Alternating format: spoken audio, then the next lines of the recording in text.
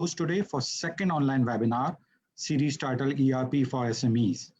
This is organized by Digital Assurance and Accounting Board, ICAP. Well, before I go further, I would like to request IT team to play verses from Holy Quran. بسم الله الرحمن الرحمن علم القرآن خلق الإنسان علمه البيان الشمس والقمر بحسبان والنجم والشجر يسجدان والسماء رفعها ووضع الميزان ألا تطغوا في الميزان وأقيموا الوزن بالقسط ولا تخسروا الميزان والأرض وضعها للأنام فيها فاكهة والنخل ذات الأكمام والحب ذو العصف والريحان فبأي آلاء ربكما تكذبان خلق الإنسان من صلصال كالفخار وخلق الجان من مارج من نار فبأي آلاء ربكما تكذبان رب المشرقين ورب المغربين فبأي آلاء ربكما تكذبان صدق الله خالقنا المولانا العلي العظيم.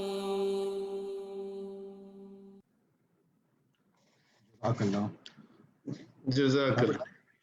I would like to welcome our distinguished speakers for participating in the discussion. I would also welcome our audience who have joined us through Zoom link and Facebook live stream as well. Well, thank you everyone for taking time out from your busy schedule. I'm sure today's session is going to be the productive one, and we're going to learn a lot from this. I have an excellent panel today. They are expert in their respective fields, and I'm sure we'll learn a lot from their views. I would also appreciate the efforts of ICAP management to organize this webinar. We have Rana Osman Khan Saab with us. He's the chairman of Digital Assurance and Accounting Board. I would like to request Rana Saab to deliver his inaugural note. Bismillah ar-Rahman ar-Rahim. Thank you very much, Imran, for organizing and coordinating this webinar and giving me this opportunity to say a few words. Just a moment, I think my mobile is ringing, so let me put that on silent. And so, such a good time.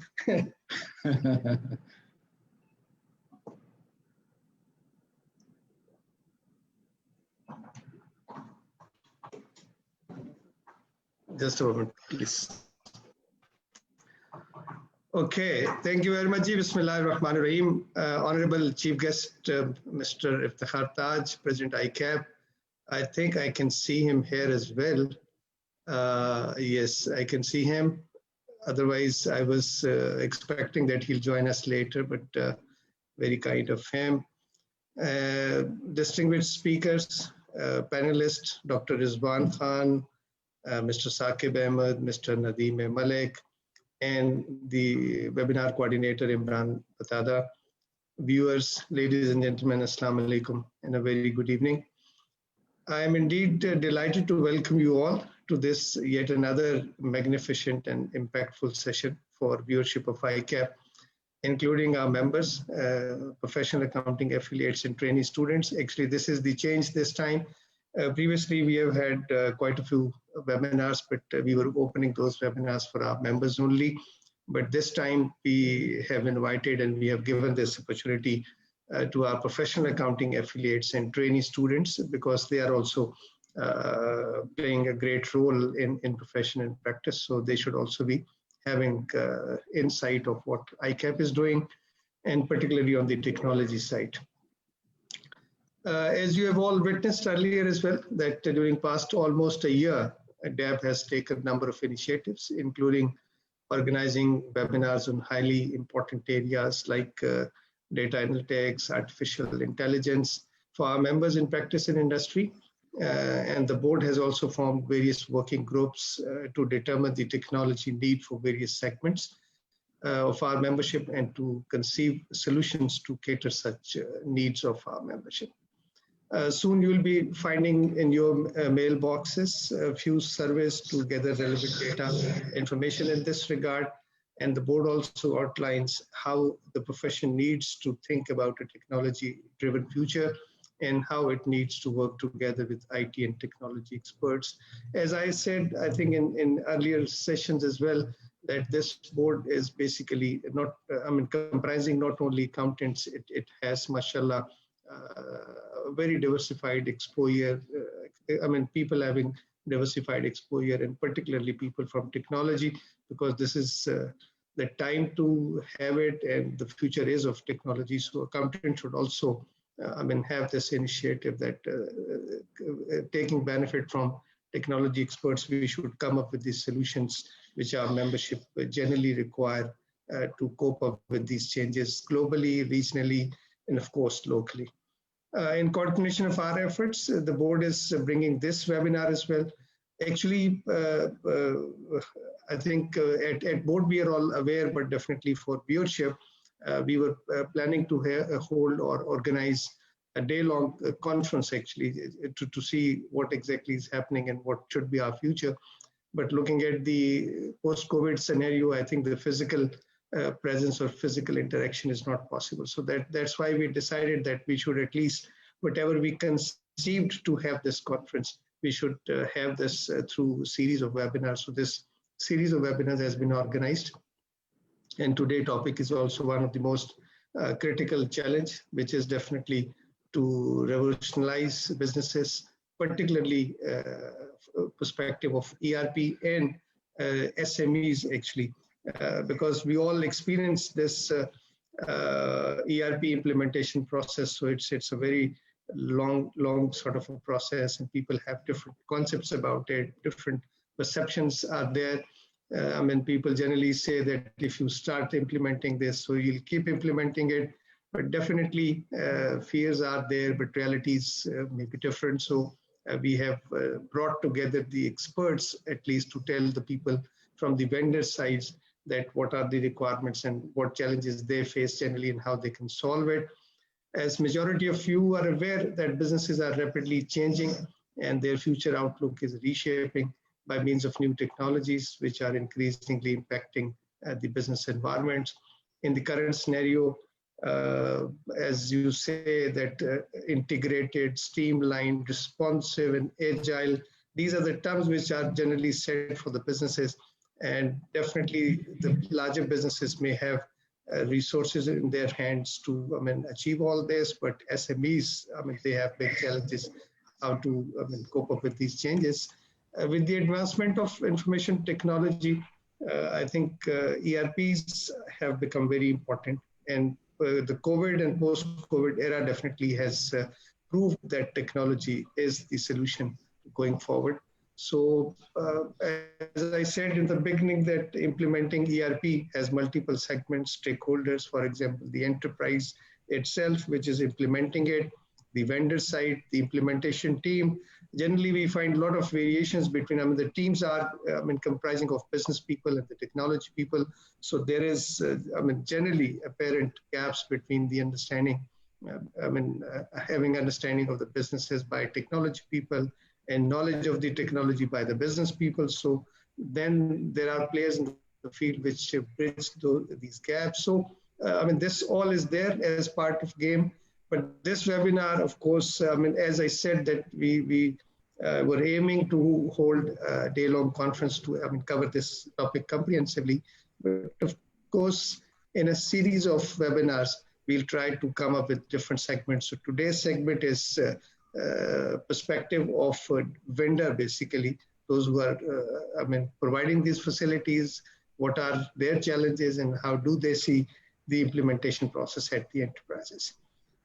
Just few words at the end for the board, that at the board we realize that the importance, and accordingly we intend to organize, we want to roll it forward actually. We want to organize junctures between technology providers and SMEs to save them from this outracism sort of a thing. And of course, the Institute, by forming this board, and definitely you have seen over a year period that we have taken a lot of initiatives, that we are committed to extend unlimited support to all our audit accounting professionals, inside, outside practice, working in industry, at least to protect them from freezing out from the market and knowing that what exactly technology is asking for them. I think I've said a lot. I should not be taking more time. I'm confident that you'll be finding this webinar highly beneficial, and you'll keep witnessing such events from DAB in the coming days as well. Now, without taking much of your time, I'm handing over the command back to Dr. Imran Batada for the webinar proceedings. Thank you very much for joining us, and I'm hoping that at the end of the webinar, you'll be taking home a lot of value additions, inshallah. Thank you very much, and Allah Hafiz. Inshallah. Thank you very much, Rana sir. I appreciate your views. I'm sure this will benefit the listeners as well. Well, ERP is the much needed requirement for all. In fact, without having the proper integrated system, it's going to be difficult for it's going to be difficult to take effective decisions as well. So since I have a number of years of ERP implementation experience locally and globally, so I really would like to highlight a few points before I give this forum to our experts. So I would like to highlight 3 major points. Since I used to basically conduct the workshops for the corporate sector as well, so one common question I used to receive is, what are the options available for the SMEs? So there are a few options available for the SMEs as well. Option number 1 is they can basically go and buy the product. Okay, so buy the product means they can basically go and opt the licensed product, where they have to basically purchase the licenses and the implementation partner also. So it's gonna be, and along with the proper functional team too, in order to go proceed further for the ERP system. That's gonna be the option number 1. Option number 2, that's gonna be the build your own system. I have seen few organizations that they are basically developing their own system as well. So there are a few pros and cons for that initiative as well, since development of system is not a piece of cake. You have to basically develop the system, and you have to basically provide the updates regularly to that particular system as well. The other option, the also very much important, the open source option. In that particular way, you're gonna basically save licensing cost, but you have to basically, you might need to pay the cloud and the other options cost too, but it's gonna be cost-effective solution as compared to the other part. The other point I would like to highlight that's also very much important, whenever your organization is willing to basically go for the ERP system, they should be ready for the BPR also. That's called business process reengineering. If they are not ready, so that's not the time to go for that. Since the failure ratio of ERP system is pretty high, more than 50% systems used to fail all over the globe. The reasons are, if you are going for too much customization, if you're not getting top management support, if you do not have the good vendors, so that's gonna be the problem as well. So I'm sure our experts gonna highlight more in that particular area as well. So on that note, now comes the time when I would like to request our guests to deliver their presentation and enlighten us on latest trends of ERP with respect to SMEs. The first presentation is from Dr. Rizwan Khan, who is CEO of DRGA Global Associates, CFO and CIO of European Manufacturing Company, and CTO of Bistec Consultancy, a Vietnamese IT company. I would like to request Rizwan Saab to deliver his presentation and give us a global perspective with respect to ERP system and how it's going to creating impact across the corporate sector. Thank you, Dr. Imran. Excuse me, Rizwan Saab, just if Mr. President has joined, so let me welcome him to the panel. Thank you very much, Mr. President, to spared your valuable time for being here with us. And we look forward to having you. Thank you. Thank you very much. Thank you very much. Eminent speakers and presenters today. And you can see some of your friends here as well. So we have tried to give you a comfortable environment while you are with us. No, ICLS who will be my friends in future. Those who are not. And friends in future, of course. Thank you. And I can see one of my students here. I mean, he has more gray hair than me. SM, thank you very much for coming. Welcome, sir. Great to see you. Sorry to interrupt you, Dr. Rizwan. Please go ahead. No, it's perfectly all right. It's good to do the presentation with ICAP. So I started my journey with ICAP back in 1995 when the building in Karachi was at very early stage. And mashallah, it has come to the stage where we are right now. And we are talking about digitalization and other things. So Dr. Imran has raised certain points that are really valuable and important and relevant. I would probably build on those points and then we will move forward from there to see that what is an ERP and how we are going to go through this. So basically, when you are looking at an ERP implementation project or whether it's for SMEs or large organization, basically it's this kind of mess that you have, and then you have to find out where to start from. So बहुत सारे लोग उसको देखते हैं कि by the way, if you don't mind if I talk in Urdu, right? Because I'm not in Pakistan, so I have very few chances to talk in Urdu. Yeah, anyway. you can be bilingual, no problem. Okay, thank you very much. So that problem is not only in Pakistan. Sorry. Okay, that problem is not only in Pakistan, but it is also in many other countries as well. Where to start from? That is one thing. And whenever you talk about ERP for SMEs, the first question is how much does it cost? And then in Pakistan, probably it's more relevant. Then the question comes that वो मेरे मामू की factory में XYZ software लगा हुआ है तो वही वाला सॉफ्टवेयर मैं अपने पास भी चला लूंगा. So I'm just telling it very crudely. So these are the things that we encounter very often. So here we are looking at this and see how it is going on.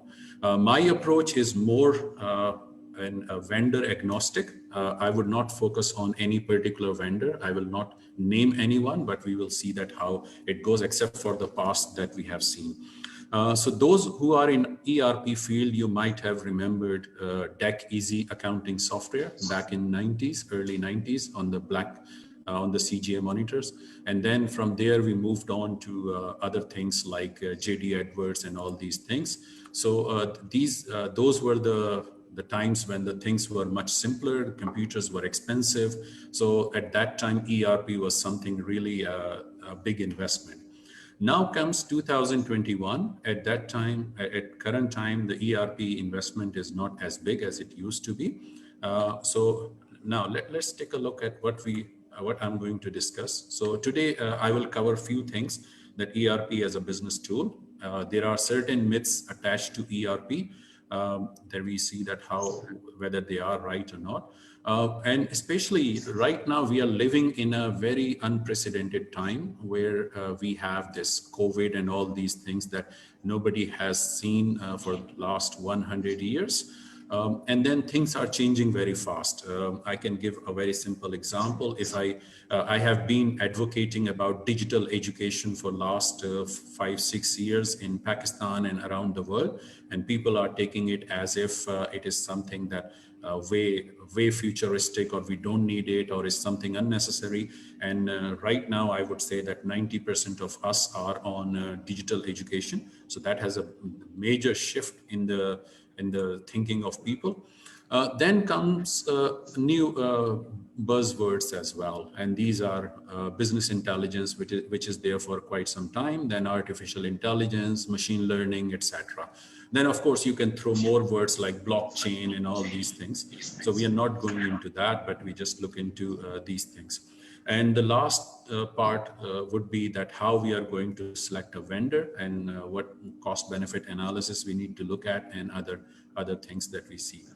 So ERP, as I mentioned, that it is just a business tool, and no offense to any vendor, but when we talk about business, the idea of business is all about satisfying its stakeholder, whether it is a non-profit organization or for-profit organization. So you are looking at the profit making, or you are looking at serving your customer, etc. So ERP is basically connecting all these things. So if you look at this, there have been a lot of new things that came into action, and some of them are, for example, Internet of Things, etc. And these are becoming part of new ERP regime very fast. And for example, cloud computing. So that is also something that has been there for quite some time.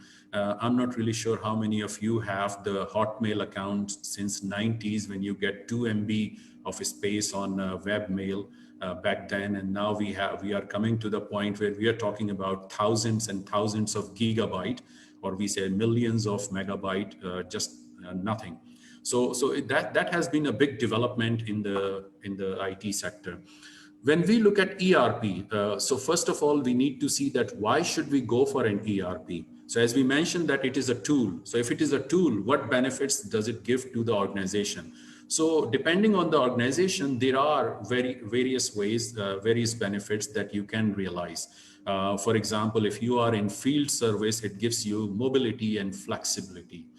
If you are in industry 4.0 or smart industry, then you're talking about integration, you're talking about streamlining processes, etc. So these are different benefits that you can reap from the correct implementation of ERP. So ERP, I say that ERP, different ERPs, they are more like a handgun to the cannon. So you need to find the right size, you need to find the right ERP to see what you are trying to achieve. If you are trying to kill a mosquito with a cannon, you are basically misusing the weapon that you have. So just you can think of it as a weapon, or you can think of it as a tool. So we need to focus on that, why we are going for that. The most important question before starting the ERP is why. And if you can answer that question why, then you are doing the right thing. So first of all, we look at that what are the myths that are attached to ERP. One of the myths is that one size fits all, and the bigger it is, better it is. So we go for big name of ERP because they are reputable, they are wonderful, they have industry experience. No doubt about that, they do have all these things. But the question is whether it is suitable for you or not. The second one that comes very often is that ERP software are very expensive. We cannot afford it. And I tell them usually when I talk to people, so then I tell them that if you cannot afford ERP, then wait till disaster struck, and then you will see that how you're going to afford losing data or having some uncovered fraud, etc. Then one of the myth is that implementing ERP is a nightmare. It's a very difficult process. We don't know what it is doing. And let's be honest that most of us, especially in finance field, we are looking at computer as some kind of magic box. Some wand we have, we just switch it, and then we are going to have the results available all the time. So we are looking at, finance professionals are looking at from the viewpoint of technical aspect of finance. On the other hand, IT guys, they are looking at, or we are looking at rather, I would say, from the technical point of IT. So there is a gap in the understanding of these two different domains, and that what are the requirements and how we are going to bridge that gap. So we need to find someone who is actually they can bridge that gap, and then they can bring both sides on the same on the same page. Another one is from SMEs. They come and they say, "Oh, we are very small and we don't need ERP." But that is also not correct. Whether you are small or you are big, you actually need ERP.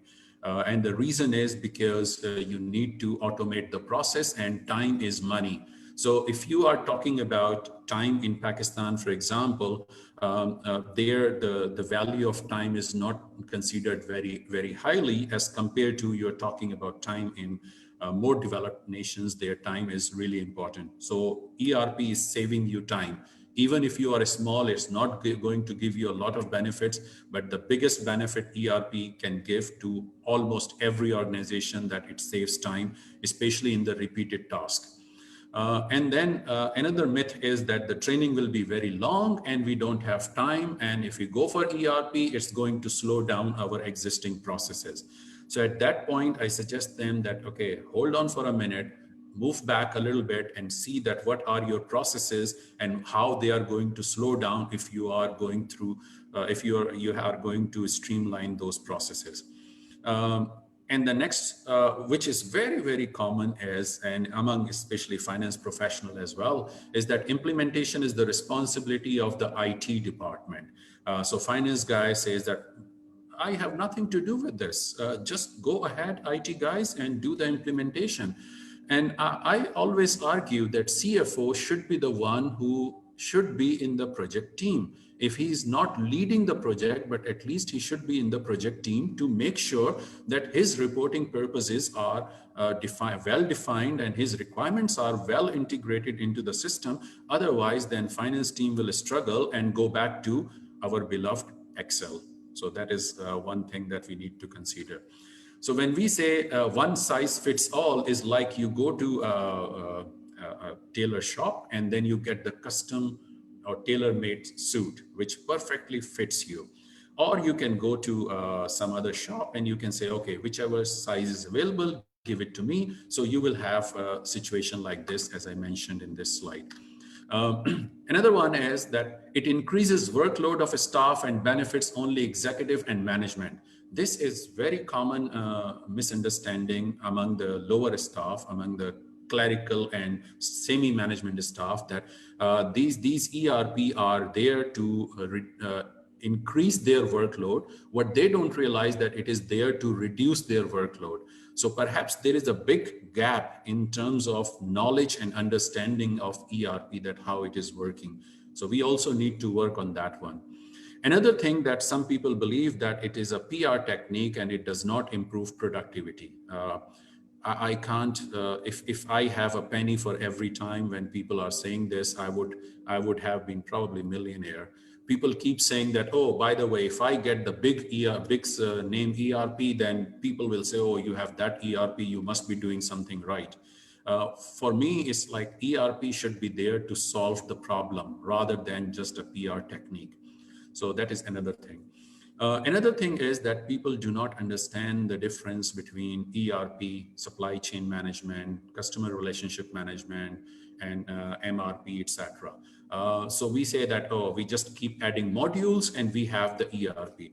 Yes, you can, but it is more like that you buy a chassis of the truck and then you put the tires of the car and you put the body of the bus, and then you have something which is neither car, nor truck, nor bus. It's just a mix of everything. So you need to plan well in advance that where you are going and how you are going to achieve that purpose. And this thing, I have seen in most Asian countries that they say, I want an ERP and I want it in 7 days. If you cannot do it in 7 days, then you are not competent enough. And not most, but a lot of vendors, they actually go for like, we implement in 7 days. It's not going to happen. You can't implement an ERP in 7 days or 1 month, depending on the size, right? If for an SME of a sizable operations, let's say with 2 factories and 30 distributors and 50 suppliers, 7 days is nothing. Even 1 month is nothing. So you need to define your requirement properly before you're going for ERP. So these are some of the myths that are surrounding around ERP implementation and other. And my favorite one, cloud is not safe. I want on-premises ERP. Cloud is safe? No. Yes, I agree with that statement that cloud is not 100% safe. But is on-premises ERP safe? That is also a big question. With all this connectivity, basically your on-premises ERP is more prone to hacking and ransomware attack than the on-cloud ERP. So you need to think about it, that where you are heading to. So that these are a very important thing. During COVID and post-COVID, definitely there is uncertainty, and the businesses need to be more agile and more dynamic. We are moving towards digital finance, digital procurement, digital HR, digital supply chain, and the biggest buzzword is probably Industry 4.0 or a smart industry. So another thing that is very common is that we need to analyze the customer and market trends based on the data. So data analytics is becoming more and more popular, and finance people or finance professionals need to jump into that area as well. Otherwise, then it will be a big challenge in the coming time. There is a need to create open and collaborative ecosystem, as Dr. Imran mentioned about the open source softwares. So that is one example of open and collaborative system. There is a need to identify opportunities to reduce cost. That is a big challenge. We have seen during the lockdown in Pakistan, food delivery system became very popular, and restaurants were very happy because they could have reduced the cost significantly. So that was another thing that businesses need to look at. Create more robust and flexible supply chain. If you look at the sea freight right now, the sea freight that I usually send my container from Vietnam to Europe, it cost me about $700 to $800. And today the same container cost me between $3,000 to $3,500. So imagine that. I mean, if you are dealing in commodity, right away your transport cost has gone up 5 times. So that is a big challenge. Another thing is enable remote working and digital collaboration. There are many drawbacks for the pandemic, but one thing that is a blessing in disguise is that we are becoming more and more digital citizens and more tech savvy. And of course, there are certain things like focus on future-oriented platforms like blockchain and look to acquire ERP talents, etc. These are certain challenges that we have. Now, quickly go to BI. So BI is business intelligence. So business intelligence is taking the data from ERP and it presents it in the insight form. That means it gives you some insights that are not easily available in the financial statements. So ERP is basically a repository of the data based on mostly historical data. So historical data will just give you financial statements, so you're looking at that. But BI will give you some more insights based on predictive analytics that gives you an idea that what are the trends and where the trends are going to. So BI and ERP are integral part right now. Of course, I can talk about BI a lot, but I mean, definitely you need to look at the demo so you will have a better understanding. One thing that ERP is not BI. ERP is looking in the past, BI is looking in the future. Just the basic difference. Of course, there are other differences as well. With ERP, with BI, we have a lot of benefits. One is real-time update. Automating data analytics result in more accurate reporting. We go for leaving more time for the internal teams to work on other things. It can even bring the insights from the legacy, old systems or old data you have. And perhaps the most important function of BI is predictive and prescriptive analytics. That means it can predict what will happen, and it can also prescribe your line of action. And also make a smarter use of data. I always say that data is new oil. In the past, oil has the value and gold had value. Now the value is in the data. And if you can manipulate the data, if you can find some hidden patterns in the data, you can make the product that you are ahead of everyone else. So how organizations are using artificial intelligence. So artificial intelligence, as the name suggests, is intelligence coming from the computers. And artificial intelligence must always go with machine learning. If artificial intelligence does not go with machine learning, basically you have a very intelligent person who is very dumb because he cannot learn anything further. He is at the level where the intelligence is there, but he's not going forward anymore. So as we can see that most of the time organizations are spending about 50% time in automated communication with business audience. Of course, this data is from 2015. But then if you look at this, if you look at all of the above things, how many organizations are doing is only 19.6%. So still AI has a lot of space, and there's a lot of things that could be done in ERP and even standalone in AI. So if we look at ERP and BI without AI, they become irrelevant. That is fine. That is kind of thing that we need to look at this. You have a wonderful ERP, but it cannot give you intelligent insights, then it's useless in the coming future.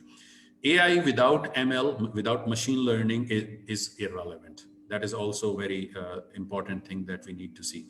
So we need to see that if ERP needs to be relevant, they need to integrate both AI and ML, and also the elements of BI that will actually give. Because as a CFO, as a CEO, you're not interested in what happened in the past. You definitely look at the financial statement, but you are more interested in what will happen, what could happen in the future, and how you are going to address that, because you have to be ready for the future. That is the main idea behind that. So they are also, AI and ML, they are also helping organization to enhance user experience, both for customer and for organization. I am sure a lot of you have used chatbots. That is an example of AI application. There are virtual assistants. There are different products that you can see that they are available, and you can actually use them. One of the annoyance businesses have very often is that you have an employee who's doing a task for a very long period, and then all of a sudden the person leaves the organization. You have to train the next person again and again. And that can be overcome with virtual assistants, for example. So that is one of the application of virtual assistants that can help you based on AI, that can help you to take care of the repetitive task.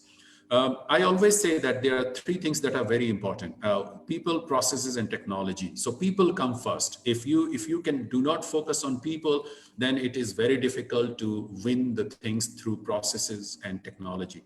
Then comes processes. You need to streamline your processes. If your processes are not streamlined, then you can never use technology in an efficient way. And the third one is technology, which is ERP or any other thing. I'm sorry, I'm running out of time. I'm just trying to finish this as fast as possible. So if you look at basic steps in selection of ERP, so the stage one, define requirements. You need to find out why do you need something, very important. Once you define requirement, you are clear that you need it for this purpose. For example, you need to do it for capturing customer data. You go for CRM. You need it to manage inventory. You go for example, warehouse management system, etc. Then you do the vendor comparison and sourcing, whether you build in-house or you are going to acquire from some other source. And then you look at the technical validation. You may make a business case and you say that, okay, this is something that is really important. And then you look at the cost. What is the cost and whether it is beneficial for you or not? When we're talking about cost, so here is rough comparison of on-premises cost versus cloud ERP cost. So you can see that on-premises maybe in the beginning is very cheap, but in order to maintain that may be very expensive. As opposed to the cloud one, where the total cost of ownership in the beginning, maybe most of the cost is going to acquiring the system. But one of the good thing is that it will give you more flexibility in terms of hardware and other things. So that is really important. So I will just quickly show you something about the cloud So now, in the past, that computers were very expensive, right? So let me showcase, and I'm not marketing, by the way. So let me showcase. Can you see that? No, perhaps you can't. Anyway, so this is what I have in my hand is called Raspberry Pi. It's a computer with 2 gigabyte Raspberry Pi 3, which is 2 gigabyte of RAM and I think 1.8 gigahertz. And I am running an ERP on this computer, and this cost me only $35. Right? So you can imagine that the hardware costs are so cheap, and we can actually go without going through the expensive investment in the hardware. So this comes to the end of my presentation. Yeah, I have finished my presentation. Okay. Okay, thank you very much, Dr. Saab. And for such a comprehensive view about the ERP system, you have rightly highlighted the importance of the functional owner. So the functional owner is basically played a pivotal role for the implementation of the ERP system. So that's very much important. The other point that I really would like to highlight from your presentation, so at the end of the day, your decision making gonna be improved. So you can basically see the trends and you can forecast as well. So that's basically the crux of the ERP system as well. So moving forward, when we talk about the ERP system, the name comes to our mind are SAP and Oracle. No doubt that these two are the industry giants when it comes to the ERP. And today we have representation from both. So through presentation, they would like to showcase their ERP solutions. The first in line is Saqib Ahmed Saab. He's the Managing Director for SAP in Pakistan. SAP is the market leader in enterprise application software. I would request Saqib Saab to please share the journey of SAP with us and showcase the solutions that are available for SMEs. Saqib Saab, over to you. Thank you very much, Ji. It's a very interesting presentation at the very start that we went along. Okay, what is an ERP? What are the myths? What is required? What is more expensive? So let me first start on a little bit on the basics. Why we use an ERP? You just mentioned at the end, we want to make the right decision at the right time. And that's what the business drives.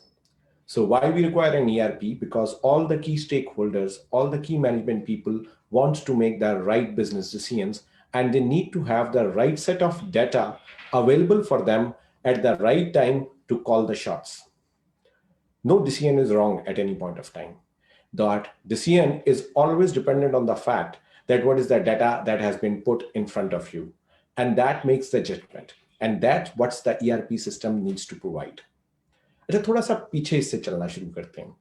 अगर हम पुराने ज़माने में चले जाएं तो सबसे पहले हम किसी भी चीज़ के मसले के लिए किसी बुजुर्ग आदमी के पास जाते थे, क्योंकि उसके पास एक एक्सपीरियंस होता था किसी भी मसले का हल करने के लिए. हम उस आदमी, एक्सपीरियंस्ड आदमी के पास जाके पूछते थे कि हम एक सिचुएशन में फंस गए हैं, तो बताइए इसको हल करने का तरीका क्या है. और वो अपने तजुर्बे से हमें ये बताता था कि इसके ये 2 या 3 रास्ते हैं हल करने के लिए. वक्त ने तरक्की की, technology I, IT I, ERP systems आए और बहुत सी और चीजें आई, और इवेंचुअली वो एक्सपीरियंस इस कंप्यूटर में, जो कि डॉक्टर साहब ने अभी दिखाया एक अपने साइन के ऊपर, उसमें आकर कैद होने लग गया. और अब ये सारा एक्सपीरियंस जो है, जो कि किसी ना किसी जगह उस बुजुर्ग आदमी और किसी उसके पास मौजूद है, लेकिन मशीन्स में आके कैद होने लग गया है. और अब ये मशीन्स हमें हेल्प करती हैं उस राइट डिसीजन मेकिंग के लिए, और हमें साथ ये बताती हैं कि कैसे ये ERP सिस्टम्स हमें ये मुख्तलिफ एनालिसिस बनाकर दे सकते हैं. मैं फिर दोबारा पुरानी वाली एग्जाम्पल पे जाऊंगा. जब वो बुजुर्ग दादाजी जब ये समझाते थे कि ये चीज इस तरह भी हो सकती है और इधर फंस जाओ और इस तरह भी हो सकती है, तो यहां पर ये ERP सिस्टम्स आके उस एनालिटिक्स, उस मशीन लर्निंग और उस एक्सपीरियंस को यूज करते हैं, कि जिसमें आके वो बताते हैं कि इस चीज को हल करने के ये मुख्तलिफ तरीके हैं और these are the best outcomes जिनके लिए हमें मुख्तलिफ सिस्टम की जरूरत होती है. अच्छा, जरा बात करते हैं कि why businesses need ERP. Business को ERP चाहिए क्यों? Because at the end of the day you need a profitable business, you want to make the best use of your workforce, you need to have efficiency, and then you need to have a best outcome for all the ecosystem that is associated with your business. Business का मकसद सिर्फ profitable business नहीं है, बल्कि तमाम लोगों की efficiency को यूज करना, उनको सिखाना और ओवरऑल मुल्क के लिए, कंट्री के लिए, अपने इकोसिस्टम के लिए ग्लोबली उन चीजों को इंक्रीज करना है. अच्छा, अगेन हम वापस जाते हैं और हम ये सोचते हैं कि ERPs बेस्ट सॉल्यूशंस कैसे प्रोवाइड करती हैं. यहां पर आज आपने इंट्रोड्यूस कराया मुझे SAP MD के तौर पे, but I am more over here as an SAP की बजाय एक ERP user and as an IT expert, just to mention that what are the different options for all the businesses to do. बड़ी खूबसूरत बात की, and I wrote down some of the things. Business myths के बारे में, ERP बहुत expensive होता है, इसकी इंप्लीमेंटेशन कभी खत्म नहीं हो पाती, क्या हमें राइट डिसीजंस और क्या टाइम के साथ वो रिजल्ट निकलता है जो हम निकलना चाह रहे होते हैं. सबसे बड़ा मसला तो जरा स्टेप वाइज शुरू करते हैं इस डिस्कशन को. सबसे पहले बड़ी एक इंपॉर्टेंट बात की गई. सबसे पहले टॉप CXOs को किसी भी ERP इंप्लीमेंटेशन के लिए उनका बाय इन सबसे जरूरी है. अगर the people on the top believe that they are going to change the way that business is to run, first of all they need to believe in. This is not going to be a marketing myth कि यार हाँ हमारी company में भी ERP लगा हुआ है, so we are a model company or we are a modern company. That's not the point over here. The first thing is that all the CXO layer has to believe in the fact that they are going to do the business in the best possible way so they can have the right decisions at the right time. अच्छा, जब ये decision making हो जाती है, उसके बाद दूसरी सबसे इंपॉर्टेंट चीज होती है who is the right person to run that implementation all across. बहुत से फोरम्स पे और बहुत सी जगहों पर ये बात कई दफा की जाती है, it's not the software that is an issue. It's the change management and the mindset of the people that makes any ERP system positive implementation or negative. This is the most important key.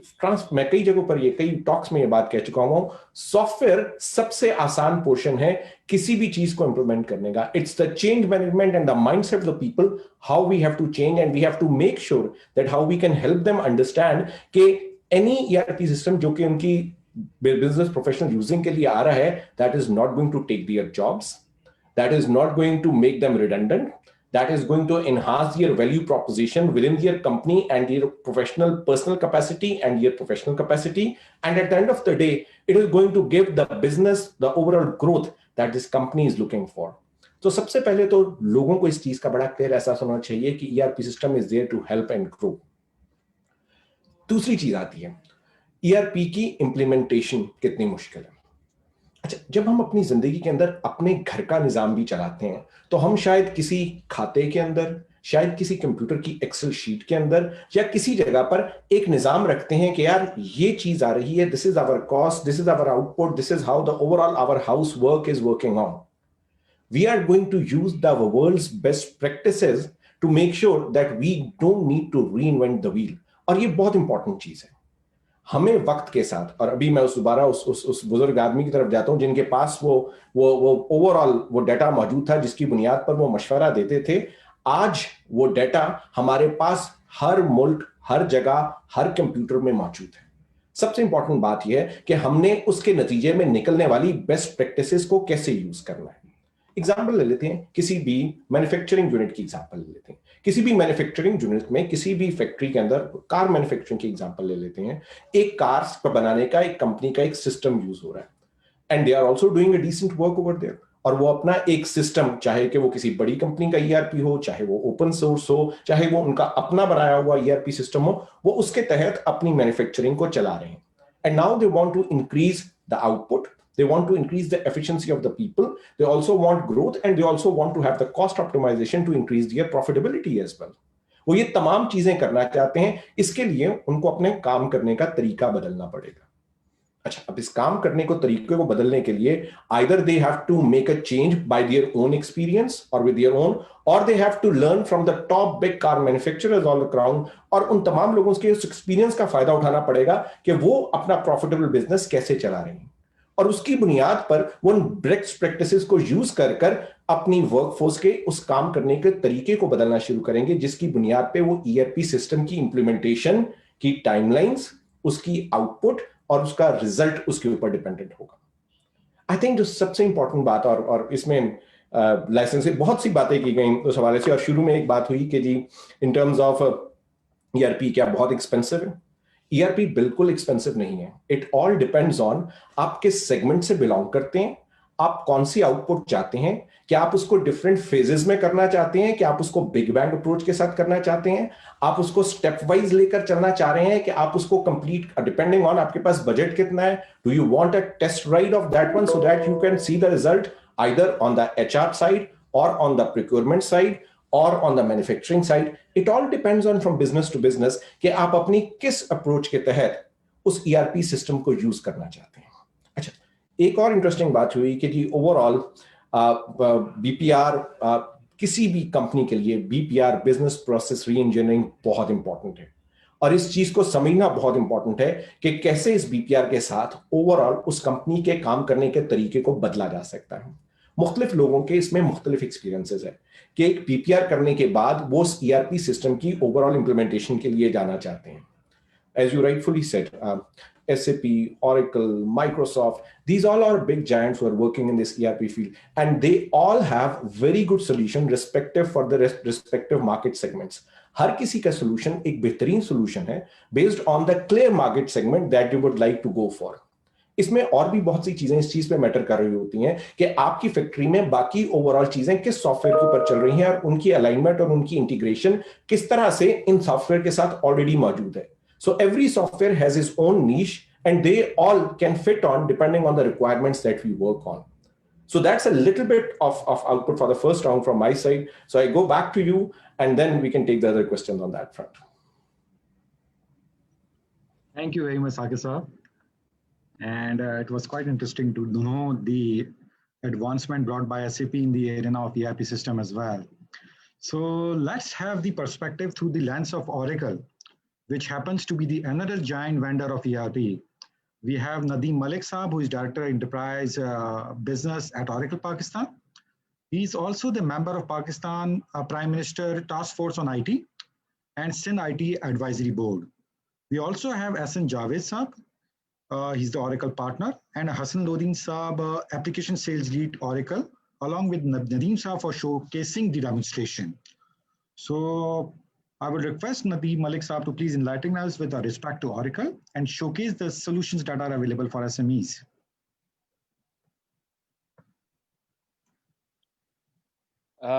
Thank you very much, distinguished panel and ladies and gentlemen of the Assalamu alaikum. I hope you can hear me well. I just gonna take a minute to share my screen. I just want to build upon on some of the been gathering over the things. Dr. Very clear few things which I tried to a small presentation.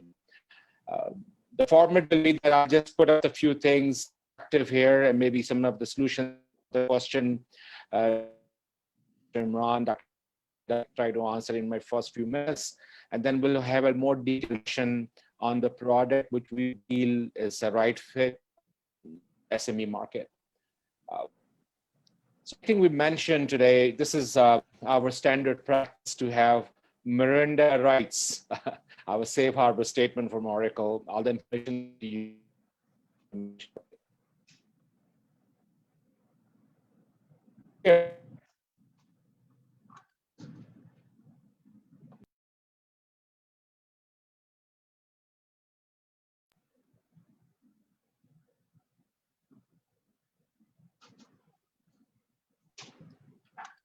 Nadeem Saab, we are facing voice issue from your side. Can you please check that? I am coming back, I think. Yeah. Okay, can you hear me now? Okay. Yeah, that's fine now. Okay, somehow technology, it does that at the right time. Okay, can you see my screen right now? Yeah, we can see. Right now it's black, but it's opening. Is everybody okay with this, or everybody's fine, or I'm just talking to myself? Okay. Yeah, that's absolutely fine now. Like I was starting that earlier this year, the hottest topic was Fourth Industrial Revolution, how it's going to change, how we're going to see the new era, how is we're entering into it. Then come the pandemic. A lot of things change, a lot of challenges change, a lot of things accelerated. Customers start looking for experience economy. Everybody's looking towards target marketing, focusing on reaching out the audience where they are, what they like, what they want. Of course, economic headwind is there. Businesses are facing it, specifically our SME market, which was more dependent upon walk-in customer or footfall dependencies rather than online or engagement platforms. And of course, a lot of platform engagement is happening today. People are selling on organizations like Daraz, there's a Bazaar, and there's many other platforms that are emerging as well. A lot of organizations are also facing this challenge in transition. The transition is very simple, that whether they have small bits of ERP or some kind of that solution, or they have nothing at all. And they really don't know where to go and how to consolidate their things.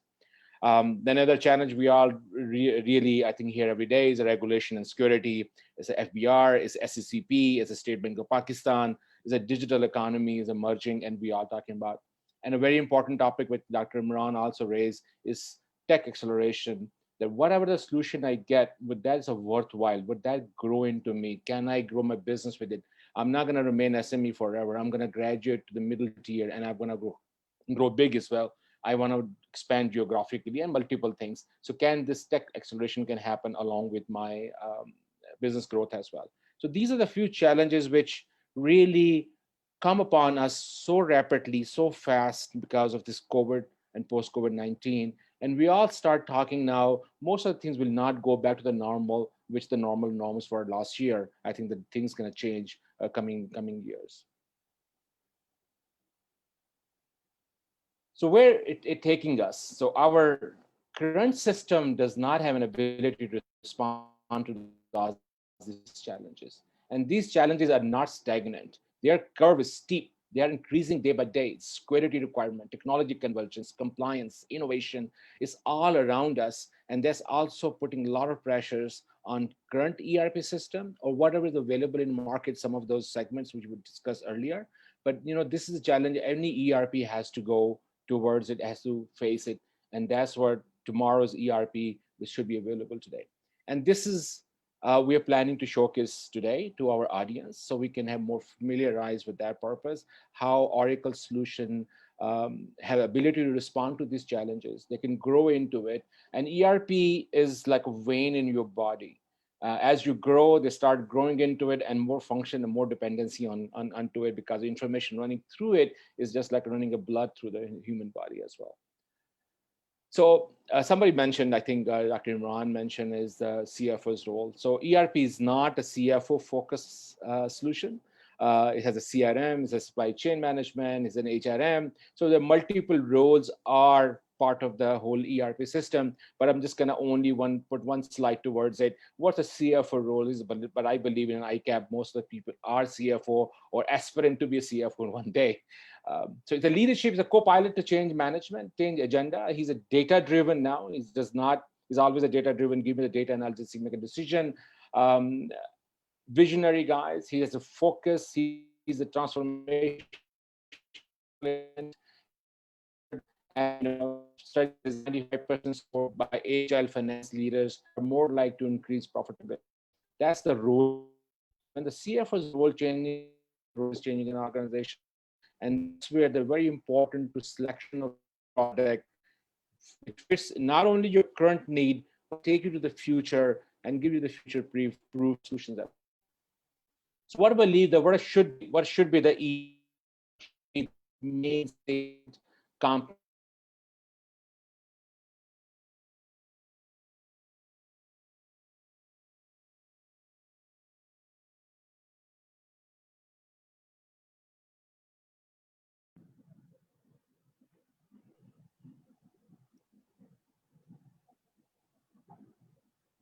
Nadeem Saab, are you there? Okay. Yeah, I'm there. I lost for a second, I think, somehow, somewhere. Okay. So what are the major salient feature? I will believe that what should be the core of an ERP should be. It should be intelligent. It should be agile. It should be integral because that's the future is. You need to integrate with different various aspects and different various systems towards it. So the core word I'm going to solve is simply connect. Is connect anything, streamline, optimize, scale. It should be simply converse. You don't have a time to learn to many complex model, complex systems, complex things. It should converse naturally. It should be very personalized. It should be multi-channel. It should be able to orchestrate. It should be simply discover. I think Dr. Imran said one of the things which must be there, if it's not there, discover, answer, visualize, empower, actionable, is based upon AI, ML, BI, and should simply deliver. What's the open standard, extend, productivity, and everything.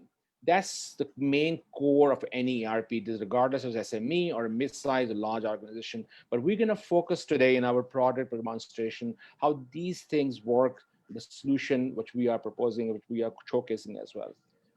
So Oracle has a long list of this complex solutions. There's a huge portfolio. I'm not going to go through this slide, but I'm just going to show you what kind of systems and offering we have in our portfolio.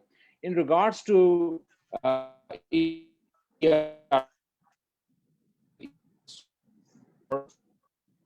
sector, soft campus and ERP, which is more JD, which is more manufacturing.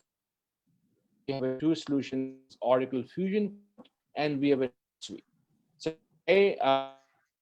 next to more detail. And I have a very Oracle comment, and he's also he'll hand over to him, who'll be talking about NetSuite. The reason I invited them because they are the one who face days our customer who are not only implementing in, you getting right drive value out of it, and he's the right person who can show you the challenges the customer face and the challenges they face and how the customer drives this solution. So over to you, Asan. Thank you, Nadeem. Can you hear me fine? Absolutely fine. Thank you, G. And let me share my screen as well.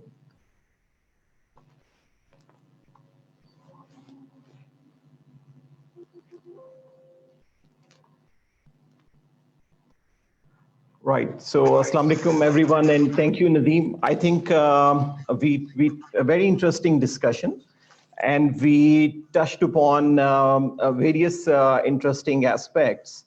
And I want to, pick a few important areas from there. There is some echo somehow. Not sure why, but am I audible? Can you hear me fine? I'm getting some echo back. This is fine. No, here. we can find here. I think I was the one who was keep losing my connection somehow. Right. All right. So I think the question is all the nice technology that we spoke about, and of course all of us know technology is just one part of the equation. There is processes and people involved, which is actually the bigger problem to solve. But my discussion today will be more on the technology and focused on the SMEs. So why is it that traditionally the technology has been used more by the larger organizations and SMEs somehow have left behind? And I think some of the participants spoke about that also, expensive technology, readiness of the SME sector, all of that. But as we have evolved, things have changed. Now, allow me to say that SMEs also need all those technologies which are being used by the large enterprises, whether it is the ERP or whether it is the BI, whether it is the emerging tech like AI, ML, even previously, the CRM, supply chain optimization, all of this combined. SMEs also require all of that. And why do they need that? Because, over time, all of us have learned that basically business decisions are taken better. Business decisions are taken if we are focused on two things. One is the data, and the other is the customer experience.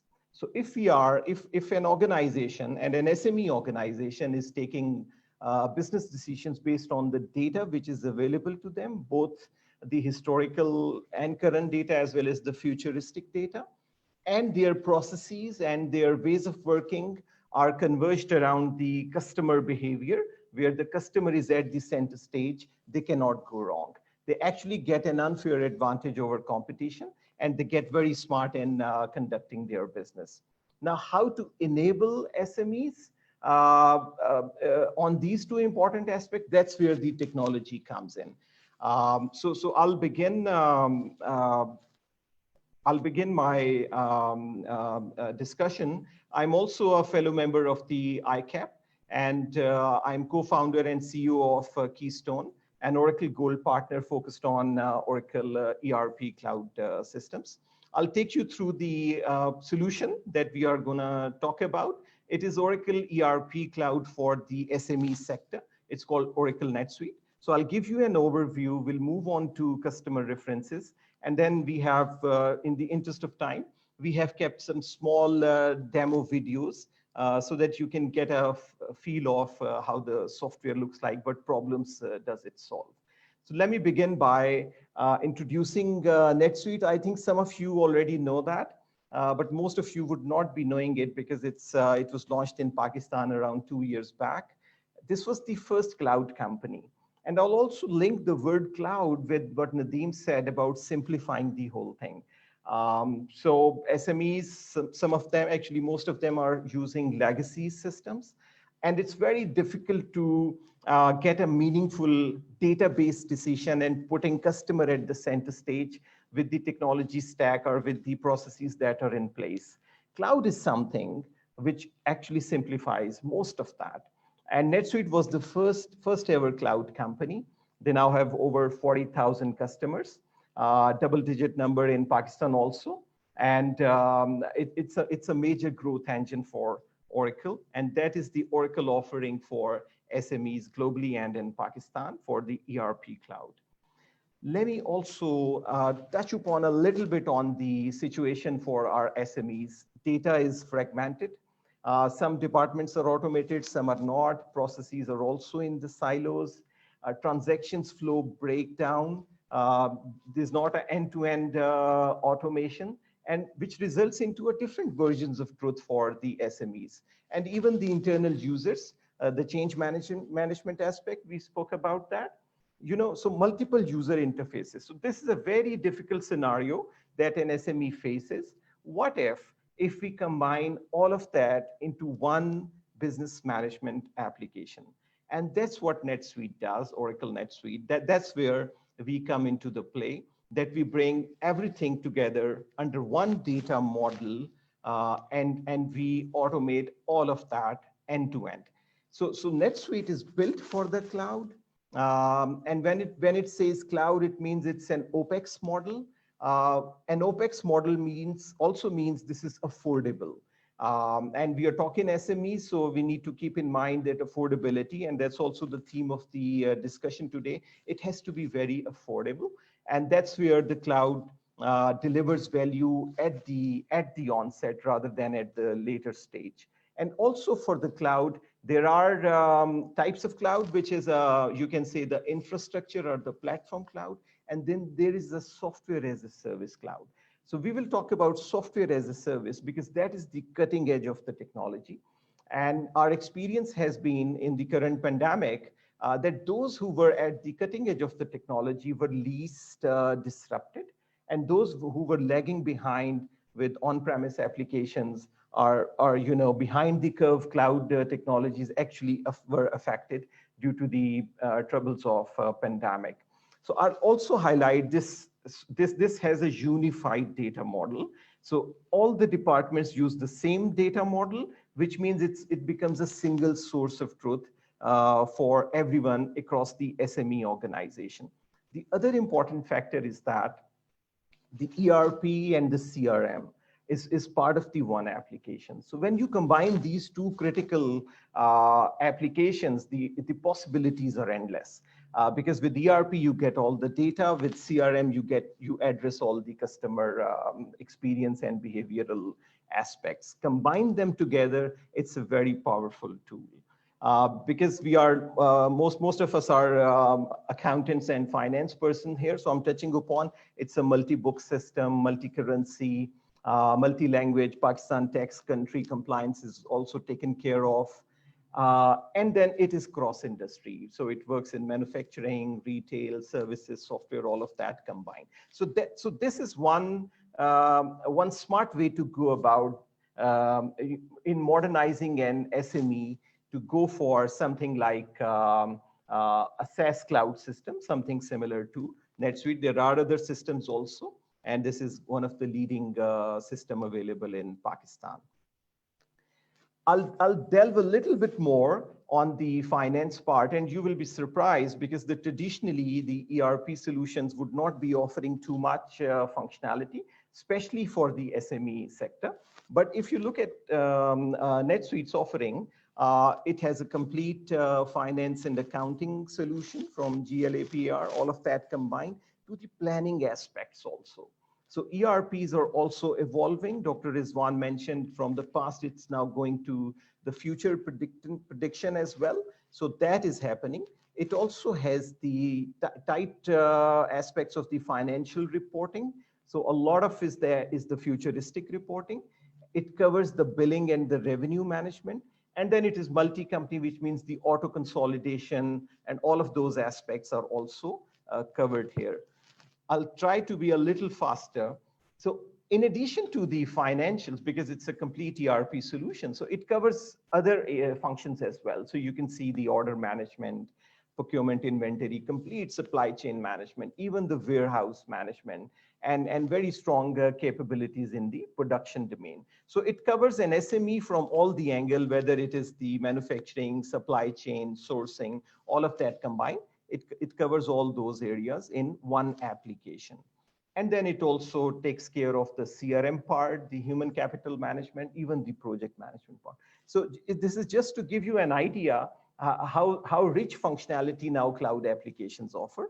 And of course, you know, when you go on a SaaS cloud project, you can choose phases. So this what I'm showing you is a complete footprint, but one can choose to start with financial and supply chain first, and later on add more features into the process.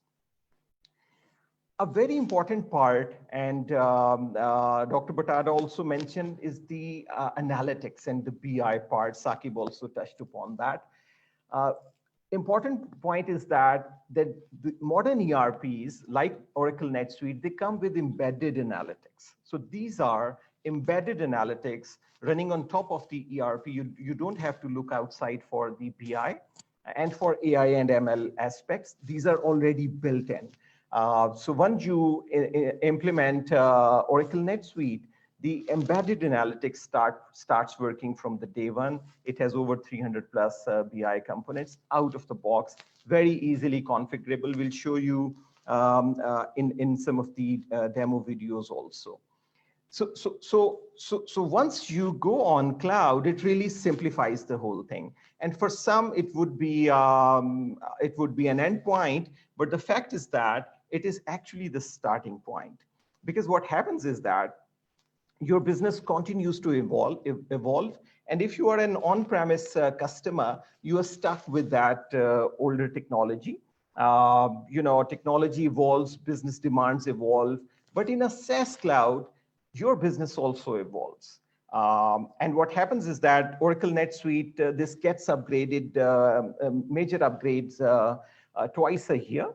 And your system also gets upgraded with that. Even if you have done some of the customizations, they also get upgraded with that. So what happens is that the continuous innovation, which is coming into the software, that is available to the customers all the time. So all those 40,000 plus customers globally and double-digit customers in Pakistan, they're actually always on the latest release of the software. So there is no aspect of being on a previous release, some feature functionality available in the most modern release, but we cannot use that because we are an older release. So that this really solves the continuous innovation aspect in a very fine way. Also, our experience is that the cloud application as compared to the on-premise application, and especially from the SME perspective, the CRs are quite limited. There are some data points here. Even the go live are faster because the infrastructure piece is not now managed by the customer or the partner. It is actually managed by the vendor, the SLA provider, like Oracle, like SAP, and other players out in the market.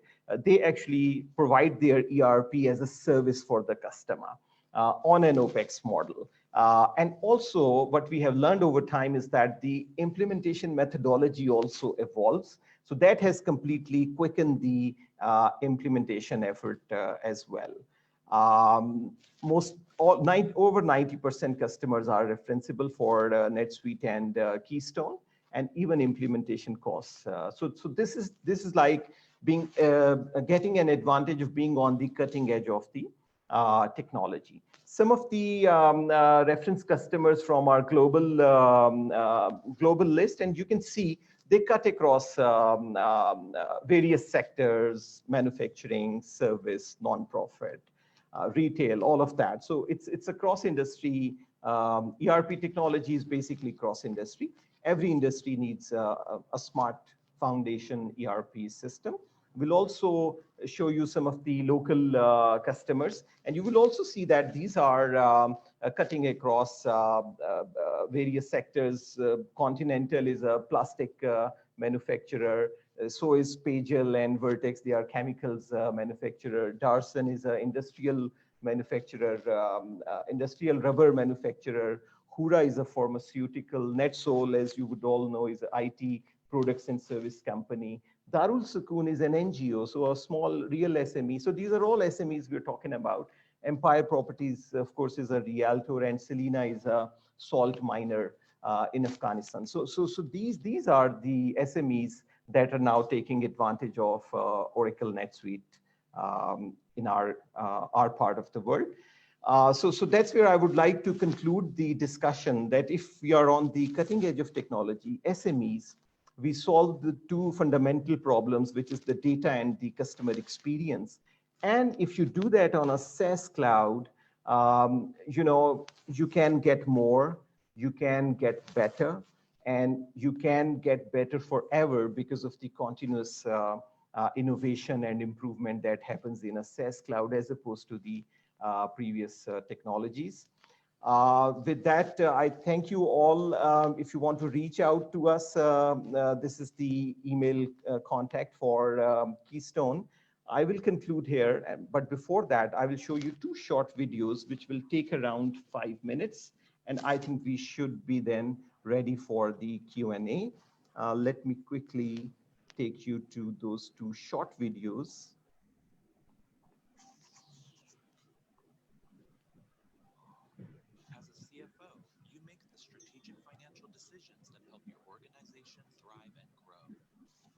Can you turn the volume up on your side? Yeah.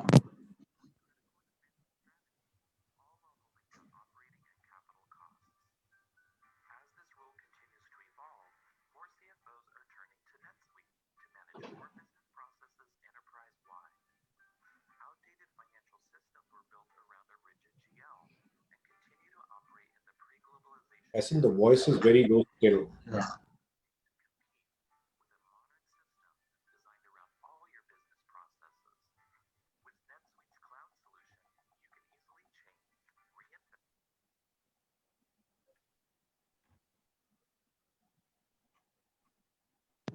We are not audible. The video is not audible. Video is good, but sound was not very sort of a sound. You have to raise it. Okay. Okay. Let me try again. If you can raise it, otherwise we can move to the Q&A part as well. Yeah. Right. Let me just give it one shot, and otherwise we'll move to the QA part.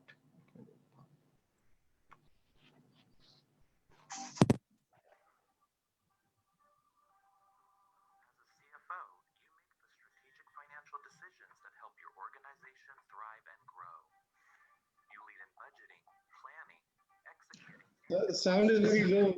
Yeah, I think it's okay. I think we can just move on. I think we always can find, I'm sure the audience can find these nice videos on the YouTube, and we can always give them a link when they can reach out to you. Yeah, I will suggest you to basically post that link to our chat as well. Absolutely, yeah. That'd be the best. Right. Yeah. Perfect. So thank you, Hassan. I appreciate that. Yeah, I think I just want to, I hope we did not take enough time. I know that we were talking about the time. I think more time, having a more interactive session with our audience and see if we can answer some the question as well. Thank you so much, Nadeem Saab, Hassan Saab, for interesting presentations. And now comes the Q&A session. So the floor is open for the questions, and I'm going to take the questions from Zoom. And I would like to take the questions from Facebook Live as well. So I will, in fact, I have received a couple of questions as well. So the first one is for Saqib Saab. So the question is, which one is the better option for implementing the ERP system? Is it on-prem or cloud? Well, very interesting question. It is more about selecting which of the solution is better. I think the cloud is a very recent development over the period of past 5 to 10 years.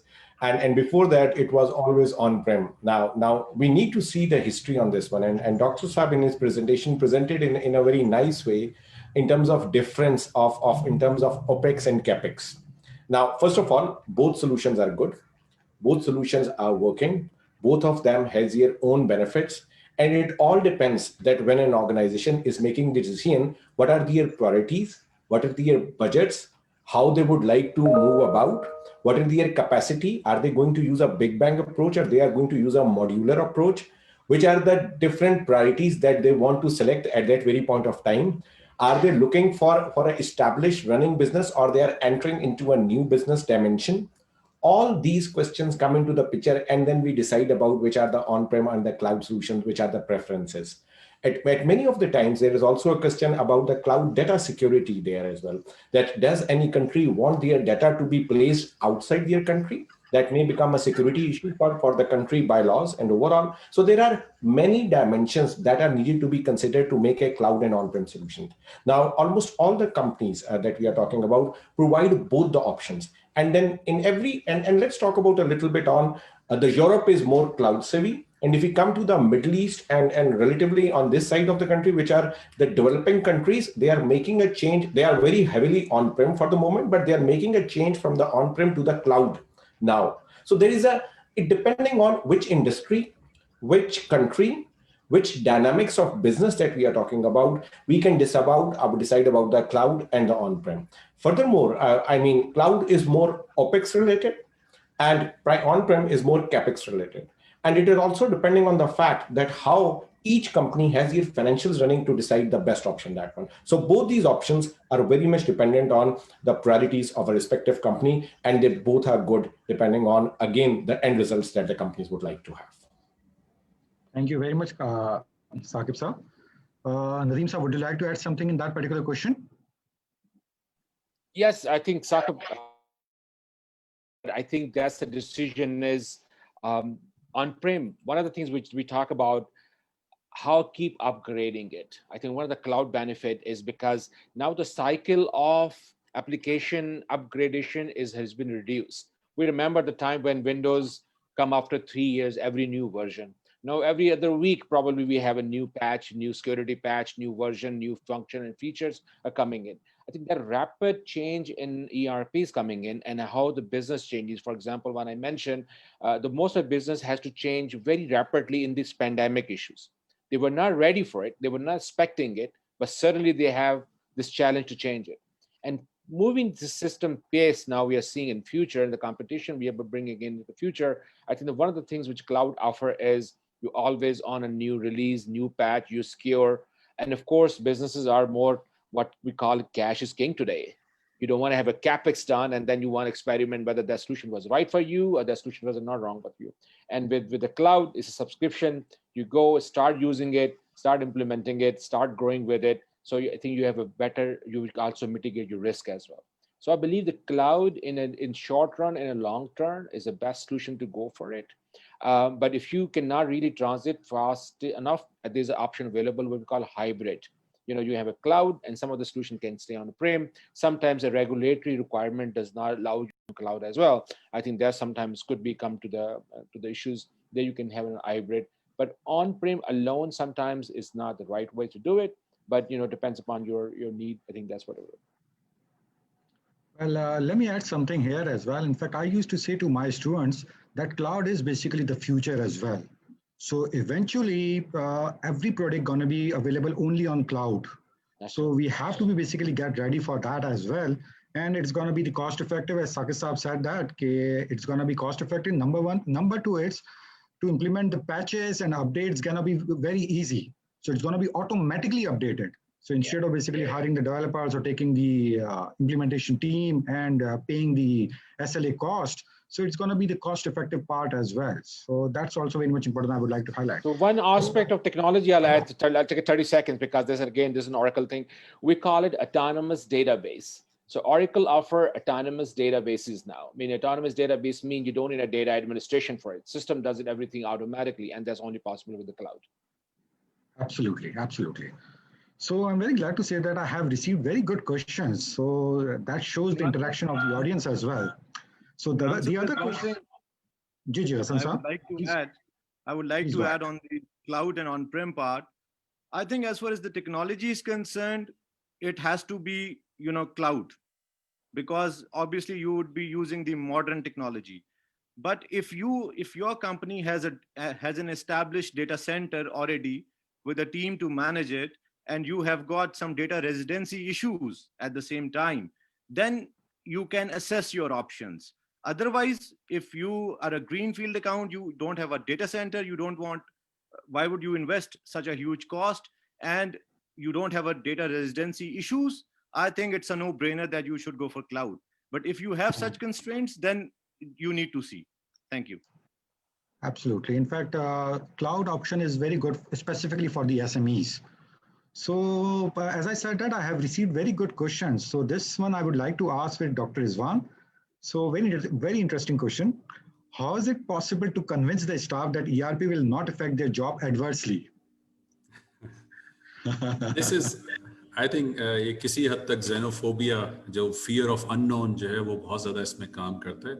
तो assuming employee is honest doing the job, ठीक है, हम fraudster की बात नहीं कर रहे, regular employee की बात कर रहे हैं. So they have fear that if I do it on computer, I don't know what is happening. And I think this is the major challenge with most finance professional. If we do it on Excel, we are very happy because we have complete control on data. But when it goes into ERP, it goes somewhere and we don't know what computer is doing with that, and we don't know what is the result. So that is one of the challenge that they face. The second one, they see that they cannot do any procrastination, वो lazy नहीं रह सकते क्योंकि जो भी computer में log होगा उसका डेट एंड टाइम स्टैम्प होगी. सो दे कैन नॉट से दे जी वो जमील भाई ने डाटा रिपोर्ट नहीं दी, सो भी how could I complete that. So that is another issue that they are having. And possibly the third one is they say that if we go for ERP, then the job will be redundant. So that is a big challenge actually. I have seen in many even multinational companies, without naming the organization, back in 1998, I have seen one multinational company, they fired I think about 30% of their management staff just because they implemented the new system, JD Edwards. So anyway, so that was the thing that these we have. So as the management buy-in is important, another important thing is that the employees should be given proper training. And the proper training means that it should be coming from both technical aspect, IT technical aspect, as well as their job aspect. So unfortunately, Pakistan में organizational development and बाकी चीज़ों का इतना trend नहीं है. तो उसमें हमें ये देखना चाहिए कि हम कितने how frequent we give training to the employees. तो अगर वो हमारे training session हैं, let's say every quarter, every 6 months, then it will be easier to tell them that look, this is there to give to support you. And if you are doing your job, if it adds to you, then if it adds to your efficiency, then definitely it is good for your appraisal. And if you have problem, then you have the person. So you need to have kind of mentor or a support center, the person who has a functional experience, I would like to say, because technically they are not going into that aspect, right? So it's the functional problems that they may face. So there need to be a functional champion in the organization that can help them, especially if possible in every department. So that is the thing. You rightly said that functional owners should be part of the steering committee as well as the implementation committee of the ERP process. So the other question that's also very much interesting one, what is the best way to proceed for the implementation? Is it the big bang approach or the modular wise? Nadeem Saab. I think it all depends on how behind you are in a business and how you want to do it, and how I think it all depends on your readiness. A lot of people think the big bang or modular approach. I think the more thing is your readiness assessment needs to be done first. If you're ready, could be the big bang, but most of the people are good at modular approach. And modular approach is sometimes is ERP by section. You know, you do payroll only, and then or you do supply chain only, or you do CRM only. And some of these modular bisection does not give you the immediate impact because you have a data coming in from one module, but then you cannot do anything because you cannot integrate the data coming from the different streams as well. So I think the modular approach should be flatline, growing along with it, the business segmentation, and sometimes the big bang is switched off and switch on, which sometimes people are not ready for it and become human capacity has learning curves towards it.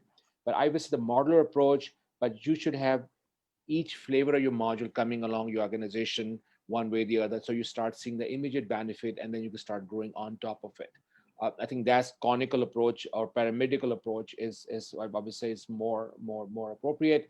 But again, there's no hardcore rule towards it. Each organization need to sit down with their organization within themselves and see their readiness.